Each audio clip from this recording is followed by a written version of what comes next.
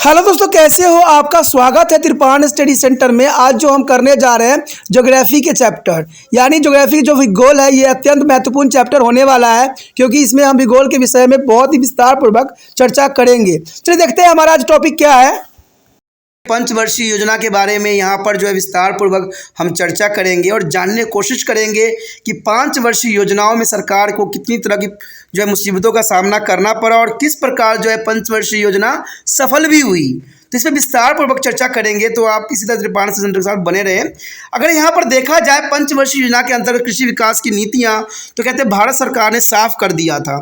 भारत में कृषि की जो अद्भुत एवं अपूर्व वृद्धि जो है पंचवर्षीय योजना के अंतराल में हुई है। तो पंचवर्षीय योजना जो है काफ़ी सफल रहा है, इसलिए जो है आज भी जो है पंचवर्षीय योजनाओं को जो है आगे बढ़ाया जा रहा है। पंचवर्षीय योजना होना अत्यंत महत्वपूर्ण है। कहते हैं अगर आपको लक्ष्य प्राप्त रहेगा तो वहाँ तक पहुँचना बहुत आसान हो जाता है। जैसे बच्चों को पढ़ाई लिखाई में भी क्या करना चाहिए, अपने लक्ष्य पहले ही निर्धारित कर लेना चाहिए। इससे ये होता है कि उसके अंतर्गत आप मेहनत कर सकोगे। और जो बच्चे अपने लक्ष्य को निर्धारित नहीं करते हैं वो अपने जो है लक्ष्य तक कभी पहुँच भी नहीं पाते हैं।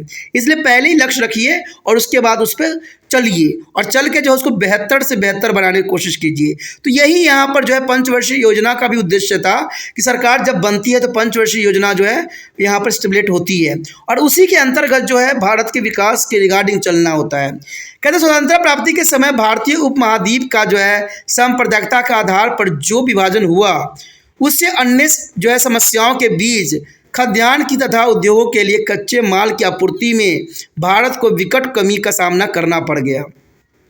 ये काफ़ी महत्वपूर्ण बात थी कि जैसे आपको पता है संप्रदाय के आधार पर जो विभाजन भारत का हुआ था और विभाजन के कारण क्या हुआ, उससे अन्य समस्याओं के बीच खाद्य तथा उद्योग के कच्चे मालों की आपूर्ति में भारत को बहुत विकट कमी का सामना करना पड़ा और बहुत ही जो है बुरी स्थिति से भारत गुजरा। अंततः प्रथम पंचवर्षीय योजना जो 1951 से 56 में सर्वप्रथम प्राथमिक कृषि उत्पादन को दी गई थी। कृषि क्षेत्र को सकल योजनाओं में निवेश पूंजी का 1/3 यानी 31% हिस्सा आवंटन किया गया। तो ये कहते हैं बहुत दुखदायी परिस्थिति थी इस समय, क्योंकि इनमें जो है 31% हिस्सा बांटन किया गया। नदी घाटी परियोजना आरंभ की गई, सिंचाई की सुविधा तथा उर्वरक कारखानों की जो है स्थापना की गई। तो ये काफ़ी महत्वपूर्ण बात थी यहाँ पर। और इसका परिणाम क्या देखने को हमें मिला? कहते हैं इसका परिणाम ये हुआ कि अनाजों का उत्पादन मात्र 5 वर्ष की अल्प अवधि में जो है 36% बढ़ गया। तो ये काफ़ी महत्वपूर्ण था।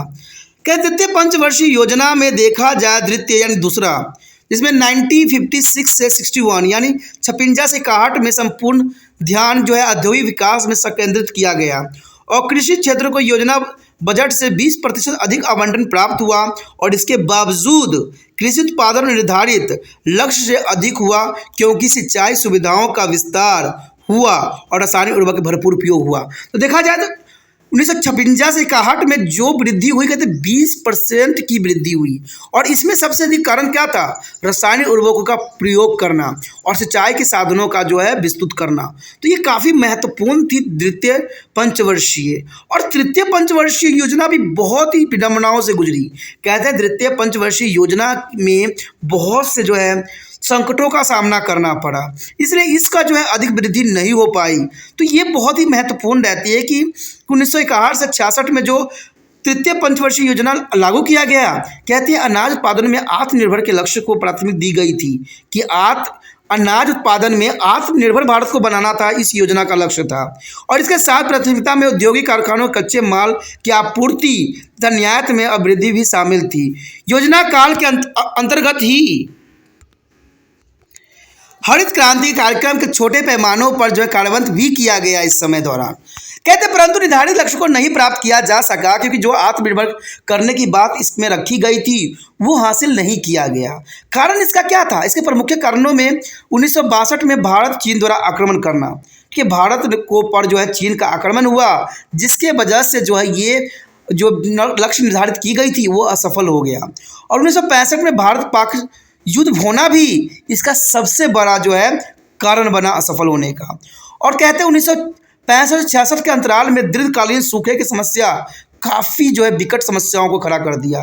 तो देखा जाए अगर तीसरी पंचवर्षीय योजना सफल नहीं हुई तो इसमें जो है काफ़ी जो है कारण युद्धों को ही माना जाता है, और सबसे बड़ा कारण जो है सूखा पड़ना। तो देखा जाए तो 1962 में जो था चीन द्वारा आक्रमण करना भारत पे, जिसकी वजह से ये सफल नहीं हुई, और 1965 में जो है भारत पाकिस्तान युद्ध भी इसका सबसे बड़ा कारण बना। और सबसे बड़ा कारण बना दीर्घकालीन सूखे का समस्या। भारत में सूखे की समस्या के कारण जो है ये तृतीय पंचवर्षीय योजना जो थी वो असफल हो गया, यानी थर्ड जो प्लान थी एग्रीकल्चर में वो असफल हो गई। इन सब संकटों पर एक प्राकृतिक आपदाओं के कारण भारत में खाद्यान्न आपूर्ति का गहरा संकट प्राप्त हो गया, और भारत के तत्कालीन प्रधानमंत्री श्री अटल बिहारी लाल बहादुर शास्त्री के जो है जनता की अपील करने पड़ी कि वे स्वच्छ पूर्वक सप्ताह में दिन में उपवास करें। देखिए कितनी विडंबनाएं थी, जहां पर लाल बहादुर शास्त्री जो कि भारत के समय तत्कालीन प्रधानमंत्री थे, उनको ये आदेश देना पड़ा, उनको लोगों को बताना पड़ा कि एक दिन उपवास करे, सप्ताह में एक दिन उपवास करे, जिससे भोजन की बचत हो सके। अब देखिए ये कैसी अवस्था रही होगी इस समय, जहाँ पर जो है प्रधानमंत्री को ये बात बोलना पड़ गया कि सभी देशवासियों से ये आवेदन है कि आप सप्ताह में एक दिन जो है उपवास रखिए। एक दिन उपवास रखने से ये होगा कि खाना की बचत होगी, और इससे दूसरे व्यक्ति जो है इसे भोजन ग्रहण कर सकते हैं। तो ये काफ़ी महत्वपूर्ण टाइम था तीसरे पंचवर्षीय योजना असफल होने का, और इसका 3 फैक्टर तो आप समझ ही गए होंगे कि इसमें चीन का आक्रमण था,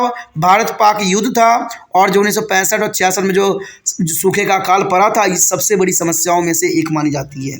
अगली 3 वर्ष की योजना जो था 1966 से जो है 69 के बीच में अंतराल में कृषि उत्पादन में जो है 6 से 9% की वृद्धि दर्ज की, यानी 6 से 9% वृद्धि दर्ज की, जो हरित क्रांति के प्रभावों के कारण ही सफल हुआ। अनाज का उत्पादन जो है 1994 में 32 टन दर्ज किया गया। ये देखिए काफ़ी महत्वपूर्ण है।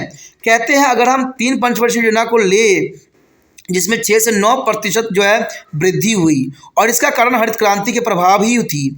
अनाज का उत्पादन जो है 94 में यानी 94 मिलियन टन दर्ज की गई। 94 टन आम बात नहीं होती है। चौथी पंचवर्षीय योजना जो थी 1969 से लेकर जो है 74 तक जो है लक्ष्य अनाज में रखा गया, यानी चौथी पंचवर्षीय योजना जो थी 1969 से 74 का लक्ष्य अनाज उत्पादन में 5% अवृद्धि करना था। यानी पहले से लक्ष्य रखा गया कि कम से कम जो है 5% की वृद्धि होना ही चाहिए, और इसके लिए उन्नत एवं अधिक उत्पादक वाले बीजों का उपयोग, उर्वरकों का उपयोग, जो है आधुनिक कृषि प्रविधियों को प्रयोग तथा सिंचाई सुविधाओं को उपलब्ध होने से हरित क्रांति के अंतर्गत लिए जाने वाले क्षेत्र का जो है काफ़ी विस्तार भी हुआ। कहते गेहूं का उत्पादन तीव्रता से बढ़ा, किंतु अनाज के अन्य प्रकारकों में चावल, मोटे अनाज जैसे ज्वार, बाजरा, मक्का इत्यादि व तिलहनों में मामूली उत्पादन होने से केवल 3% वार्षिक अभिवृद्धि ही दर्ज की गई। तो ये कहते हैं चौथी पंचवर्षीय योजना काफ़ी महत्वपूर्ण थी, जहां पर यह लक्ष्य रखा गया कि 5% अनाज में जो है वृद्धि करने के प्रावधान रखा गया, और कहते हैं ये हासिल भी हुआ। कहते हैं चावल, मोटे अनाज जैसे ज्वार, बाजरा, मक्का इत्यादि तिलहन में जो है मामूली उत्पादन होने से केवल 3% की वृद्धि हुई। तो मैं हमेशा एक बात कहता हूँ, जितना बड़ा लक्ष्य रखिएगा उसके आसपास जरूर पहुँचिएगा। तो यही जो है चौथी पंचवर्षीय योजना भी बताई कि 5% यहाँ पर रखा गया था, लेकिन 3% तक ही वो कर पाए। तो इसमें कोई दो राय नहीं है, सही है। क्योंकि कुछ देखिए, जब लक्ष्य आपने 5% का ही रखा तो 3% मिलना भी बहुत बड़ी बात है। तो यही हर एक विद्यार्थी को ये बात को ध्यान रखना चाहिए कि अपना लक्ष्य जो है सदैव ऊपर रखिए, और उसी रिगार्डिंग जो है मेहनत कीजिए। जब मेहनत कीजिएगा तो बेशकली अगर आप लक्ष्य तक ना पहुँच पाओ, लेकिन उसके आसपास जरूर ही पहुँच जाओगे। इसलिए लक्ष्य जरूर निर्धारित करो।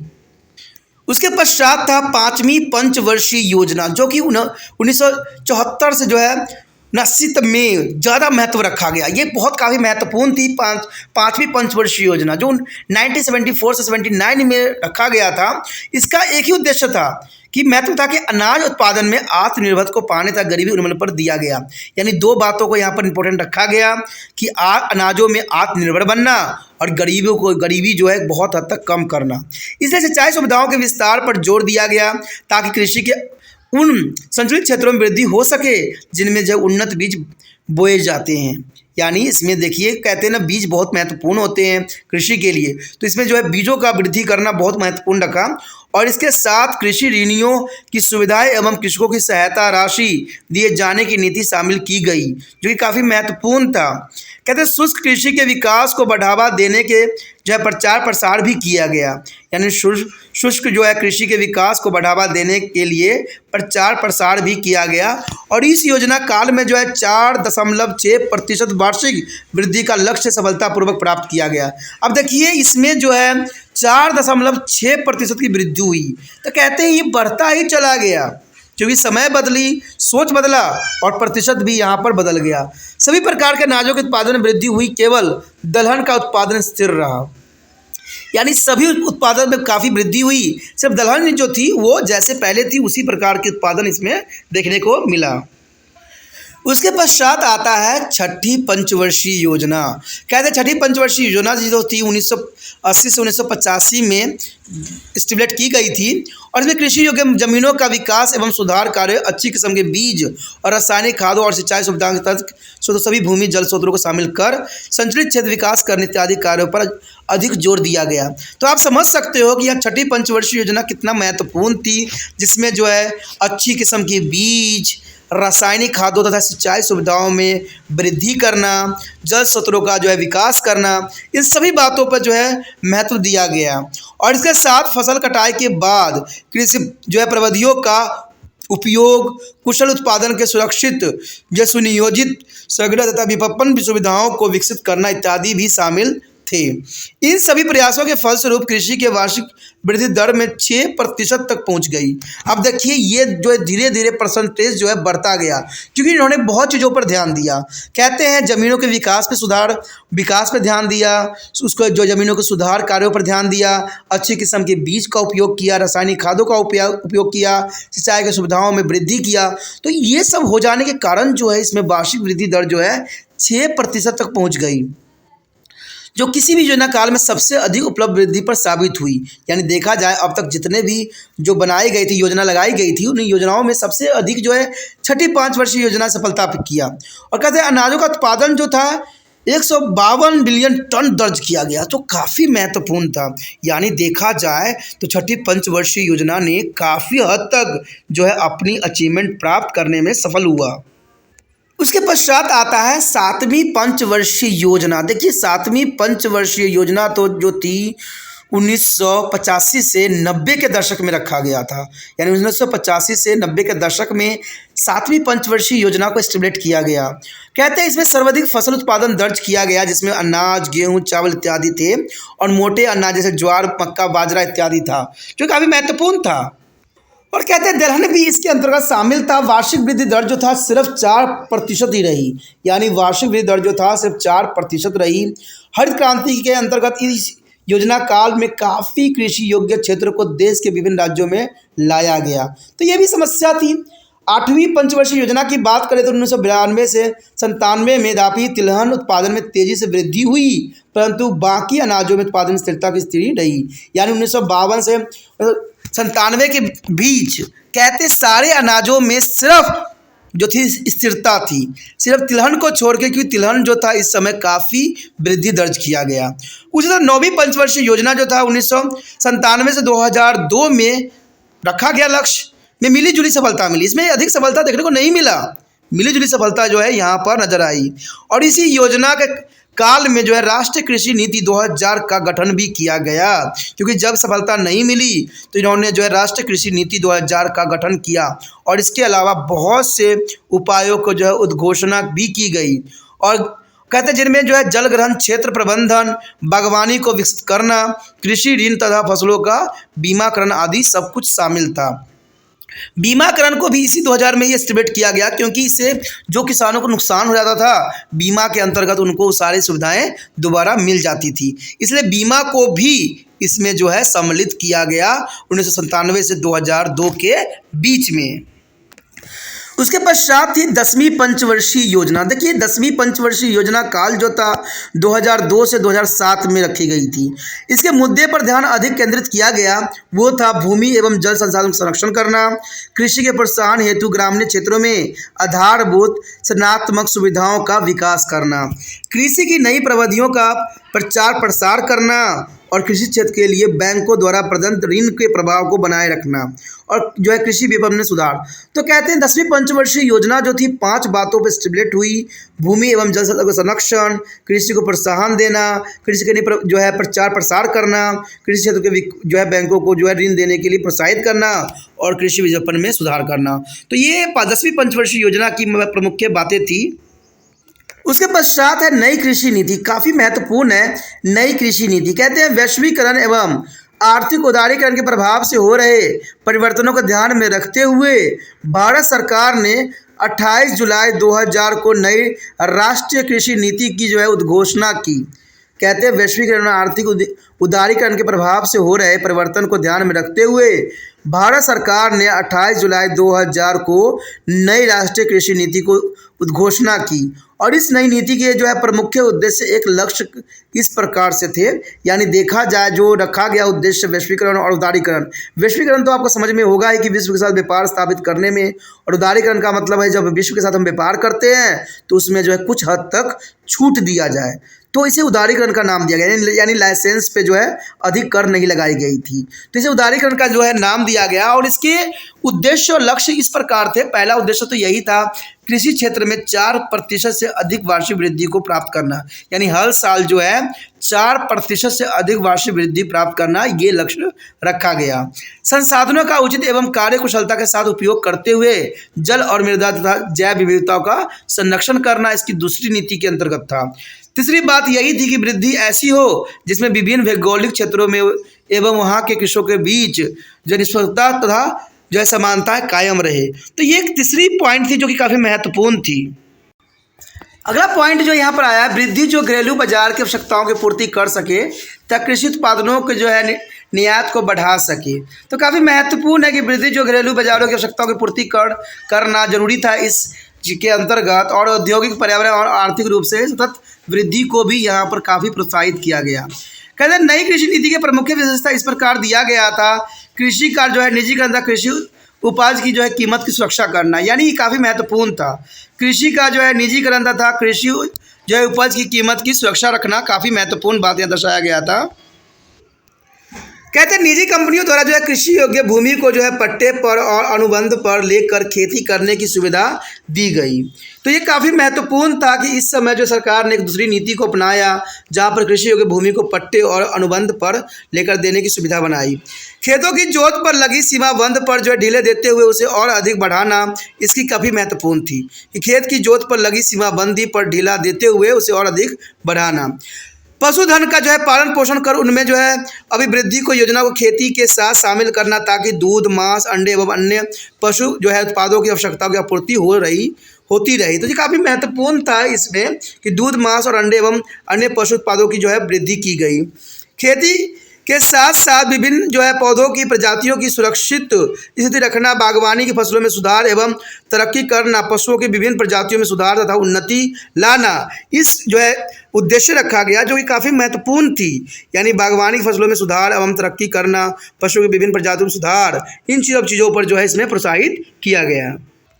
कहते हैं देश के जो है अंदर कृषि उत्पादित वस्तुओं के आने जाने पर लगे प्रतिबंध को भी हटाते हुए घरेलू बाजारों में उदारीकरण का व्यवस्था बनाना इसका मुख्य उद्देश्य था।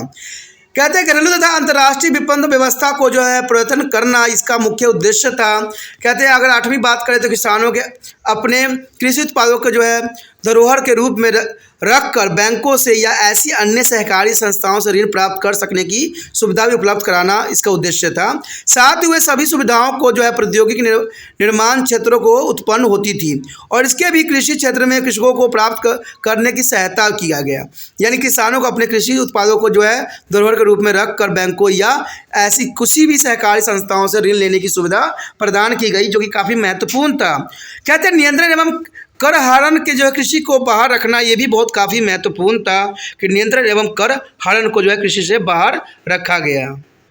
उसके पश्चात था चकबंदी द्वारा छोटे और बिखरे जोतों को जो है एकजुट करने की व्यवस्था को प्रोत्साहित करना, और इसके साथ ही जो है कस्तरकारी एवं भू स्वामी के अधिकार को शीघ्रता से सुधार लाना, ताकि जो है कस्तरकार एवं जो है फसल बटाई लेने वाले को अधिकार को मान्यता मिल सके। चकबंदी द्वारा छोटे और बिखरे जोतों को एकजुट करने की व्यवस्था बहुत ही महत्वपूर्ण था सरकार का यहाँ पर उठाया गया कदम।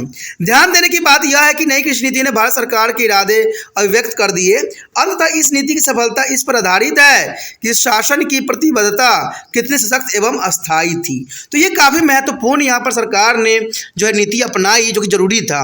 और यहाँ पंचवर्षीय योजनाओं को हमने हर एक बात को विस्तार पूर्वक जानने की कोशिश किया कि कैसे ये सफल हुआ और क्या इसके कारण बने। तो ये टॉपिक काफ़ी महत्वपूर्ण था हर एक बच्चों के लिए।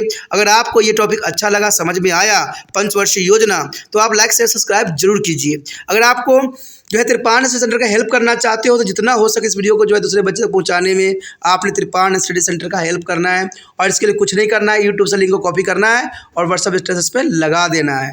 साथ में अगर पहली बार वीडियो देख रहे थे तो जो है चैनल को सब्सक्राइब करके जरूर सेव कर लीजिए, क्योंकि अगर सब्सक्राइब नहीं कीजिएगा तो शायद अगले वीडियो का नोटिफिकेशन भी न मिले। और अगर यूट्यूब पर सर्च कीजिएगा तो शायद दूर दूर तक त्रिपाण स्टडी सेंटर नज़र ना आए, इसलिए जो है चैनल को सब्सक्राइब करने में ही समझदारी है। जब आप चैनल सब्सक्राइब कर लीजिएगा तो आपको होम पेज मिल जाएगा जहाँ पर सारे वीडियो उपलब्ध है। साथ में अगर आप जो है सिलेबस वाइज देखना चाहते हैं, क्लास वाइज देखना चाहते हैं, तो इसका भी प्रावधान है। यहाँ पर प्लेलिस्ट बना होगा, प्लेलिस्ट में आपको सारे वीडियो सुचारू रूप से प्राप्त हो जाएगा। साथ में जो है कमेंट भी करना है, कमेंट कीजिएगा तभी पता लगेगा कि आपको कैसा लग रहा है, आपको समझ में आ रहा है कि नहीं। ठीक है, क्योंकि इससे बनाने वाले काफ़ी प्रोत्साहित होते हैं, मैं भी काफ़ी प्रोत्साहित रहूँगा और काफ़ी इससे जो है आपको फ़ायदा पहुँचाने की कोशिश किया जा